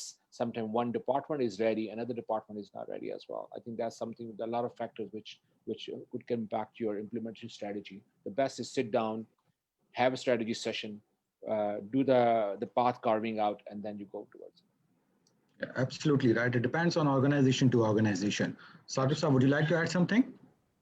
I think Nadeem sir said it right. It all depends on from one organization to another. It also depends on the priorities of the customer. Somewhere they want to invest. I went in one of the discussions with one of our customers, and they came back and said they want to have their workforce to be more efficient. This is the goal that they would like to achieve. So when you have a clear goal defined, then you can go along on that one, that which model approach do you need to follow. So I think there's no hard and fast rule on that one. It all depends on the priorities and the end goal that the organization wants to achieve in that specific piece of time that we are talking about. Okay, so the other questions that I have received, is this the good practice to do the integration with in-house system with ERP? Hassan sir, would you like to say something about that? So it depends, Dr. Because if the in-house system cannot be replaced by the ERP somehow, for example, it solves a different problem. For example, it has a industry, let's say it's an industry solution, and ERP doesn't offer that functionality. Then, of course, that integration needs to be done. Also, integration technologies have evolved so much that it's very now easy to integrate as compared to, let's say, 5 years down the road or 10 years down the road. But if the in-house system can be replaced by the ERP, for example, it's, let's say, a warehouse management system, and ERP also has the warehouse management system, then it makes sense to replace with the ERP module rather than integrate. Because once you replace it, it comes under one data model, and it not only helps the users get better information, it goes all the way up to the embedded analytics and the emerging tech as well. So it becomes really, really useful as compared to running a separate departmental application. And some customers feel that the ERP module doesn't offer that much functionality as their in-house module has, and that can be correct. But then these ERP systems, including the cloud systems, these are very easily extendable now. The SDK can be extended, and the additional features and functionalities can be developed into. Even the cloud applications upgrade that part also. So as part of the upgrade UAT, the customized portion is also done UAT on before the upgrade happens. So all this technology is now available. So it makes sense to look at it case by case. So if I may add one aspect, I think the very interesting discussion with one of my customers this morning as well. Sometimes what your in-house application development over the period has such a ad hoc customization in it, and that application becomes so complex because over the years, too many people have done too much work and too much customization. And that customization really is not documented or not properly done as well, most of the time, because these organizations are not software houses. So they don't follow those sometimes processes as well. And at the end of the day, these organizations have a data model, which is so confusing that they cannot drive the real value out of it. And I think that aspect must be seen it, because a lot of companies think that I have a lot of investment done on it, but I think that investment is so complex over the year, it's better to simplify it and do a proper industry module integration. Yeah, I just want to add on this one point as well. I think organizations all depends on what are their niches, what they are like to achieve. If you're a manufacturing unit, your priority is to manufacture that respective product. IT is something to enable them to do that one as well. Absolutely. So my recommendation is over here, go for the standard modules. The companies are not supposed to make and develop their own IT for their respective niche that they are developing.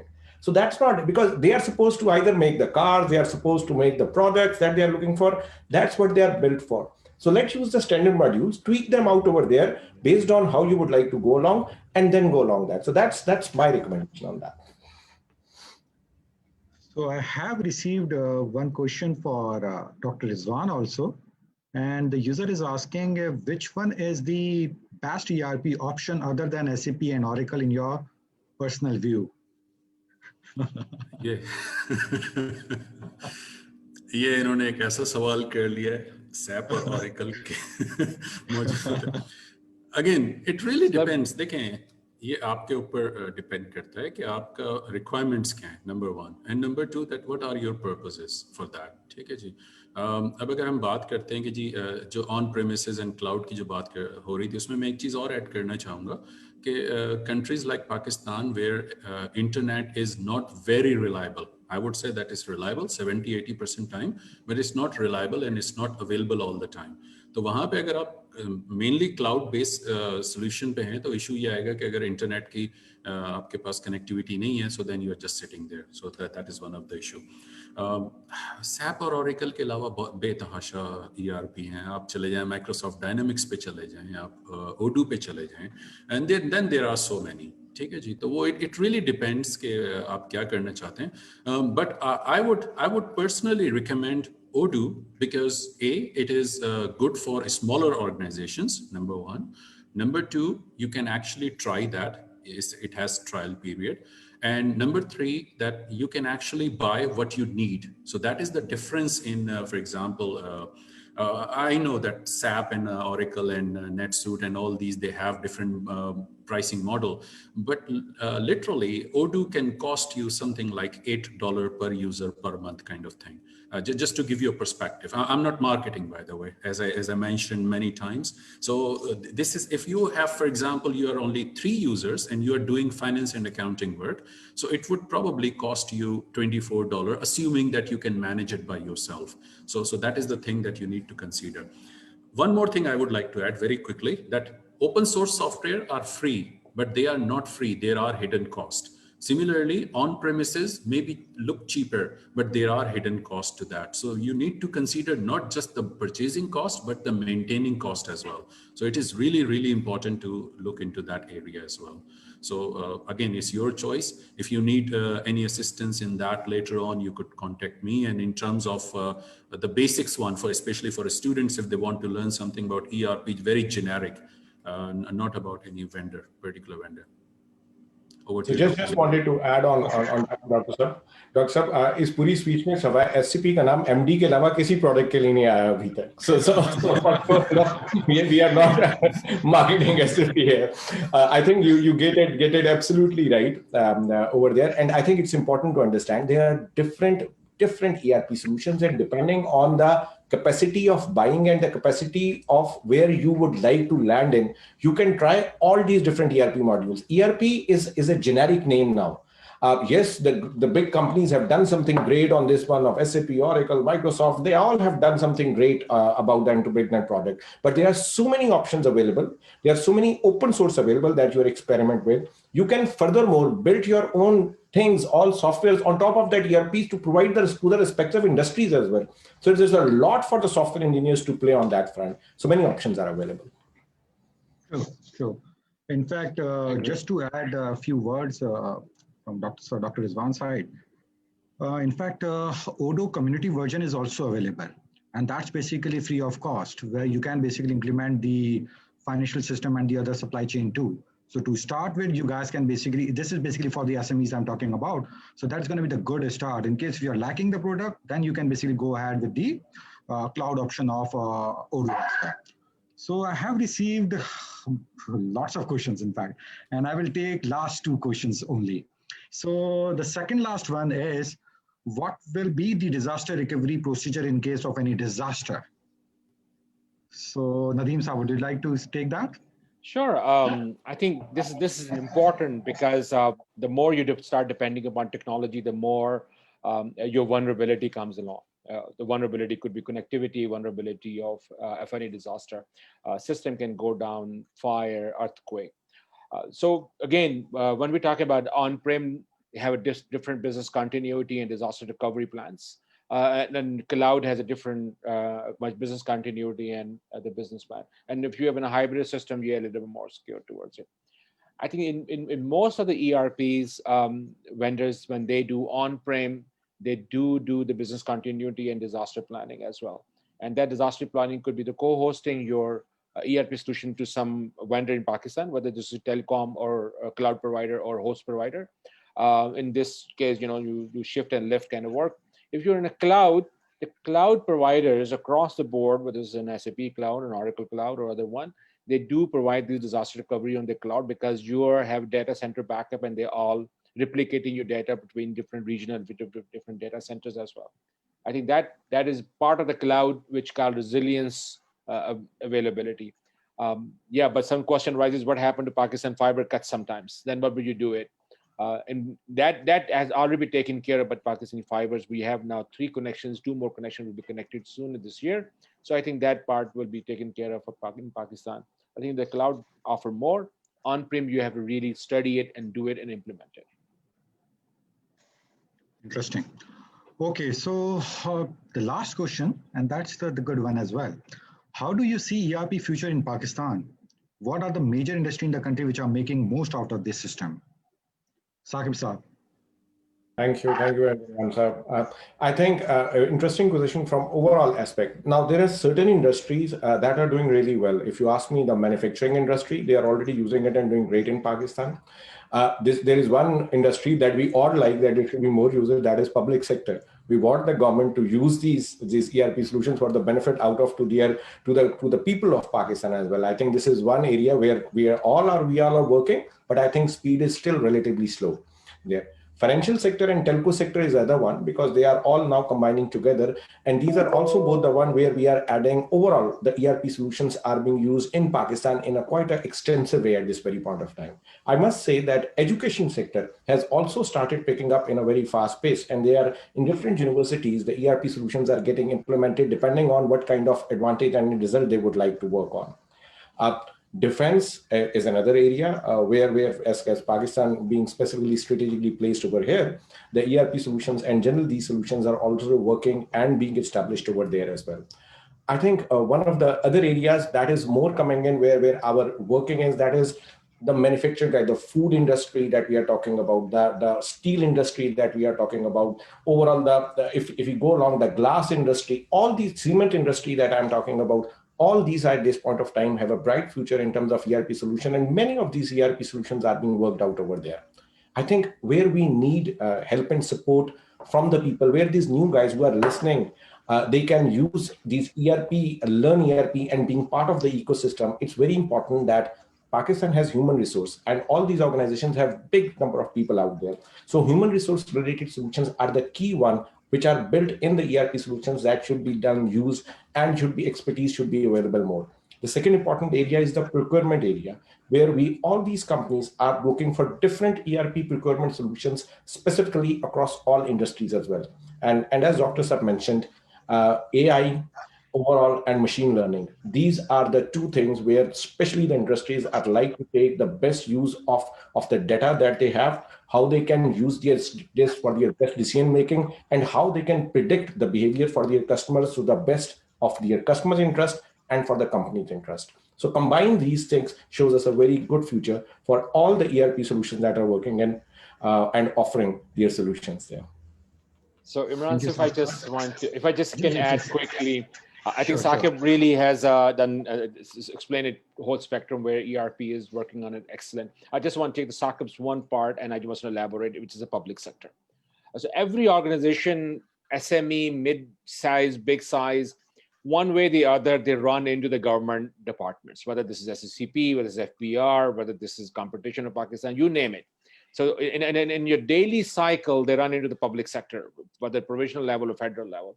I think that's where the most important part is. If their digital transformation with an ERP or other components are done, I think the business efficiency can bring, and also transparency is coming. I think that's where the most need is required, and that's where we are far behind than a regional counterpart as well. I think that's where we feel it. Sometimes the businesses are fast-paced And when they run into these government organizations, the whole space and the speed and pace are broken into it. And Saqib rightly said, procurement, all the documentations. Right now, I think last 20 years, what I've seen the improvement is they have a website, or you can send them an email. I think that's still that's accomplishment in the last many years happening in our public sector. A lot of rooms available, a lot of needs to things be done, and I think that's really good for our ecosystem to take it to the next level. Cool. So we are moving towards the end of this webinar. So I'm very glad to say that Chief Guest President ICAP Iftikhar Taj Saab with us as well. So I would request Chairman ICAP Iftikhar Taj Saab to deliver his concluding remarks. Thank you, Doctor. I hope I am loud and clear. Yeah. First of all, I would like to congratulate Rana Muhammad Usman being chairman of the board and all other members who are on the board and in the subcommittees who thought about this seminar, this webinar. And contribution by all of you is great. It's amazing. I developed the first accounting software somewhere in 1990. And at that time, Nadeem Malik was a great help for me. Most of the people believe that I know IT more than accounting. If that credit goes to me, I think most of its credit goes to Nadeem Malik. Thank you, Nadeem, for that. Input I remember those days. Thank you. Those days, those early days. Input by Nadeem Malik, Saqib, Dr. Rizwan was really amazing, insightful. And Dr. Imran, the way you conducted the webinar, I'm impressed. I'm generally not impressed with the moderators and the presenters, but I am impressed. And also input given by others. I'm happy to see an Acharya Kant as CEO of IT Accounting. At the same time, this is very important that we should play our role in the national economy in our country. That is very important. It's not about the webinar, it's not just the board, it's not about ICAP, but we have to create value for others. That's the only thing we need to do. And that's the thing we need to focus all the time, not only sometime. To me, ERP is very important area, and many SMEs are using ERP by the name of so-called ERP, but they are actually using financial accounting software only, not even ERP. Because ERP is so popular that everybody understands ERP is something. In the end, this is enterprise resource planning, and we are not doing any planning on that. I'm talking about SME in particular, and I have seen large organizations as well. If you have not implemented manufacturing module in the manufacturing sector, you are actually not doing any ERP. Yes, many functions could be technology driven or using some kind of technology. To me, governance is much important than anything for any business, for any organization, for any corporate setup. And ERP, I strongly believe, is the first step towards governance. Because after implementing, we define the roles of each department. If traditionally we see that accounting department is responsible for bookkeeping, accounting, reporting, and warehousing, and they are responsible to keep records of manufacturing, sales, and every department, every function of the company. But when we implement ERP, that means now we are defining which department is responsible for which purpose. Business partnering is very important concept in finance nowadays. MNCs were already using it. And that again defines what is your role. And that is what we implement in ERP. That's the basic thing. And user roles and department roles. Who will be the custodian of data? That is always the question. Whether the finance people or the IT people. It's a global discussion. When I asked many of the businessmen, they tell me that finance people should be custodian. They would not like to give my data to other people for the reason they trust more than anybody on finance people for conservativeness, integrity, and trust as far as data integrity is concerned. It does not mean others are not having great integrity. They all are having. But the business person and the CEO and the owner mostly deals with finance for these things. So to me, governance is very important. And for governance, this is the first step. So everybody needs to implement it. I would request Chairman of the Board, Rana Mohammad Usman, and all the board members, that we should be joining hand with SMEDA for this purpose, Small and Medium Enterprises Development Authority. We should move ahead. It is good that we are talking about SME, which is the most neglected sector for any organization for these kind of webinars. But if we join hands with SMEDA, I think we can do a lot for our society, for our people, and for the economy of this country. At the same time, I would suggest that we should be conducting a survey soon, along with SMEDA, that how many SMEs are actually using software, and are they using ERP? And along with that, we need to conduct a local case study, at least one local case study, where we can see that after implementation of ERP, it's really adding value to their business. If it is not adding value to their business, it is of no use. I'm very sure that it will add value. Like I give you example of ICAP, we are having many softwares in-house developed at ICAP. But recently, Saqib knows it, that we signed a very large contract for implementation of ERP. And we are going for 100% technology-driven ICAP. Virtually all the functions, we are going for that. And so far, I'm happy with the progress. Saqib, this was for you. Thank you. I was going to acknowledge that. This was for you. Thank you. One scary comment in this webinar was that one of the large company implemented ERP and 30% of the management staff was fired. My experience is very different.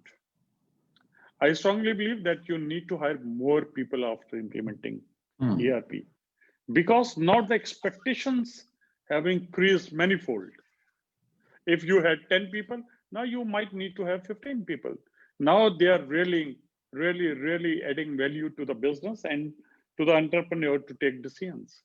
Now they can do data analytics. Now they can help in taking decisions for the future. Earlier, they were only expected to do report what happened in the past. So this is very, very important, that we need to add value. Like in ICAP, I tell you, in IT department, when we started implementation, in the first meeting after signing the contract, I had a meeting with IT head that, look, we need to implement in a nice way, effective manner, and has to be efficient. And I know with this team, you cannot deliver this expectation. You need to hire people. And he is the one I am pushing all the time and taking all the time feedback that how many people you hired and for which purpose, and are we on track regarding hiring of people and regarding training of people, of current staff in IT department, so that they don't become redundant. Only people can take us further, no other thing. Technology is just a tool.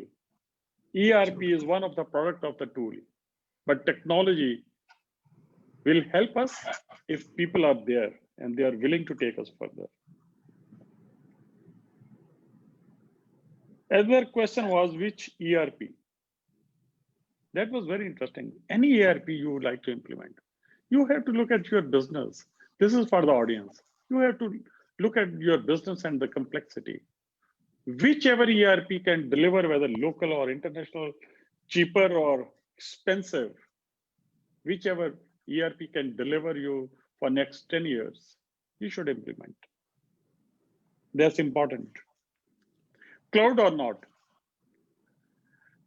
This is always a difficult question. I like to answer this question last. I share my views. All people have shared, but one thing in my opinion, that it's not about the cost. Cloud is about our mindset. We don't like to give data to anyone else, generally. And when you are talking about SME, it's very, very difficult. They even have a separate room and separate building for accounting people and all the data people.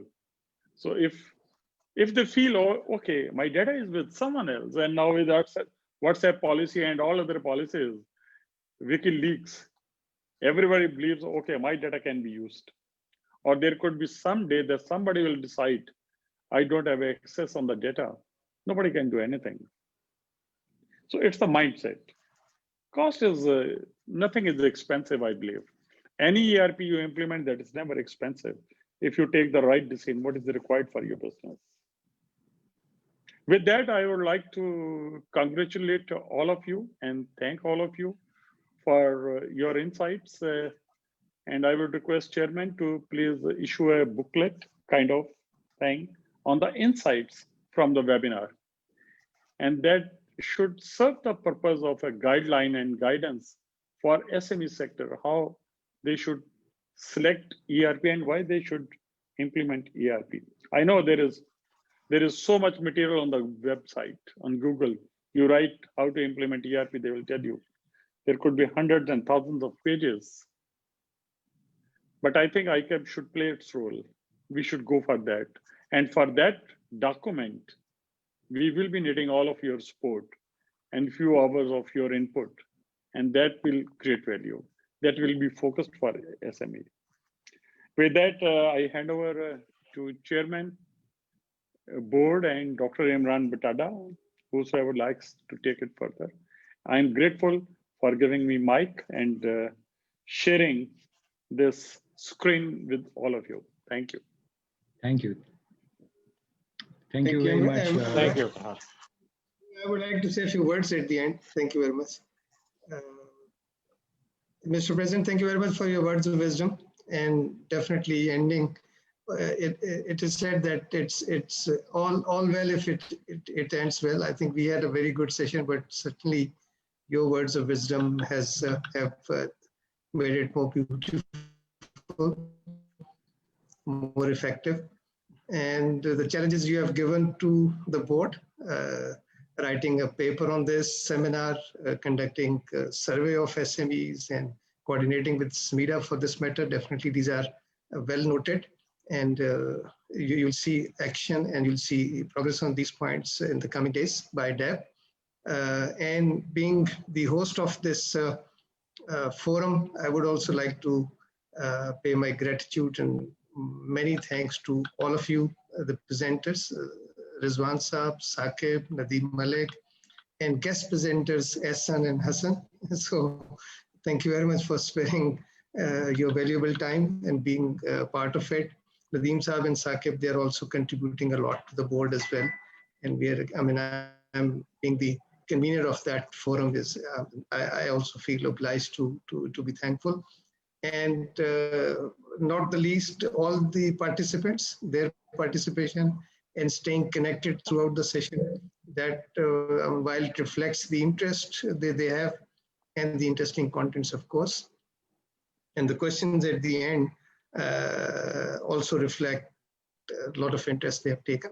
Hope it has been an effective and beneficial for all the participants, and we look forward to organize a lot more of such events and a lot more work to be done by the DAP. Once again, thank you very much all. And going back to Imran, please take over and close it. Thank you very much, Rana Saab. Thank you very much, Iftikhar Saab, for your kind words. So I really would like to thank everyone, specifically President ICAP, Chairman DAP, distinguished speakers who participated in the webinar and enhanced our knowledge through their valuable views. I would also like to thank all the listeners for being with us. In fact, I personally like the questions a lot. On the other note, I personally would like to thank Hurul and an IT team of ICAP for coordination and making this possible. So credit goes to the IT team and Hurul as well. So I hope this webinar proved beneficial for all of you. With that note, I would like to conclude this webinar with prayer. Oh Lord, increase our knowledge. Take very good care of yourself. Fi aman Allah. Amen. Thank you. Thank you very much. Allah Thank you. Allah Hafiz. Hafiz.